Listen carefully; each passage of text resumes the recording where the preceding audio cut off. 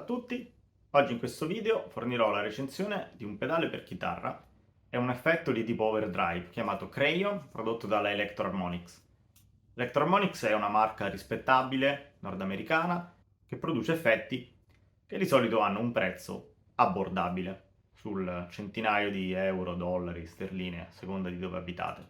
Sul mercato esistono un'infinità di pedali di tipo overdrive. Questo in particolare però secondo me si contraddistingue un po' per l'unicità del suono che emette, e in particolare questo è legato al fatto che ha un equalizzatore a due bande, per cui è possibile azionare i toni bassi e i toni alti. In questa maniera si può avere un boost sulle frequenze medie o sulle frequenze alte, che può essere utile ad esempio durante l'esecuzione di un assolo, oppure un boost sulle frequenze basse, che invece è più utile per la ritmica, impostando il gain a 0, e poi è anche possibile utilizzarlo semplicemente come boost su tutte le frequenze. E questo anche può essere utile nel caso, per esempio, in cui abbiate una chitarra con dei pick-up di tipo vintage, quindi che non hanno un volume in uscita molto elevato, oppure se volete effettuare appunto un assolo, la regolazione delle frequenze avviene ad esempio sul canale dell'amplificatore. Ecco, qui possiamo vedere da vicino i controlli, quindi abbiamo volume, gain, equalizzatore dei bassi e degli alti, e poi chiaramente il pulsante per attivarlo. È possibile dargli corrente elettrica tramite una batteria 9 volt oppure collegandolo direttamente a un trasformatore. Allora, per prima cosa è possibile impostare il gain a 0 e in questo caso il pedale agisce solo come un boost su tutte le frequenze. Se invece quello che desiderate è aggiungere un po' di colore, si può alzare il gain un pochino e questo aggiunge un po' di colore, appunto come suggerisce il nome stesso del pedale. Andando ad agire poi sull'equalizzatore, quello che potete fare ad esempio è aumentare sia i bassi che gli alti e in questo modo tagliate un po' le frequenze medie. Alternativamente si possono tagliare sia i bassi che gli alti e questo invece dà un boost sulle frequenze medie. Per una parte ritmica quello che si può fare è aumentare le frequenze basse, oppure per un assolo si possono aumentare un po' le frequenze alte in stile per esempio di Brian May. Infine potete spingere il distorsore fino al suo massimo e se volete potete tagliare ulteriormente fino al massimo le frequenze medie per ottenere qualcosa che sembra un po' un Big Muff, che sarebbe poi il suono per esempio degli Smashing Pumpkins. Questo non si spinge fino al territorio dell'heavy metal, secondo me è un suono ottimale per un rock duro. Ora nel seguito vi farò ascoltare alcuni esempi utilizzando varie configurazioni dell'equalizzatore e del livello di gain suonati con due chitarre tipo diverso, una con dei pick-up di tipo single coil e una con dei pick-up di tipo humbucker. Così vediamo anche come si comporta il pedale con due strumenti di tipo diverso.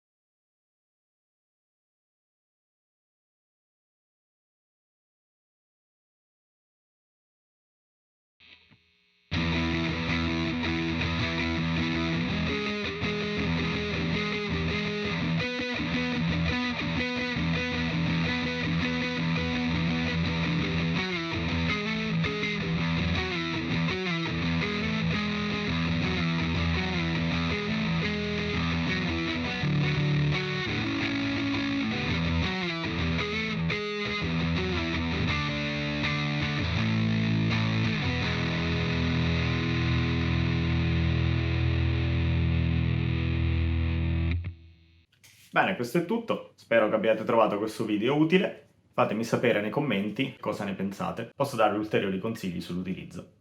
A presto!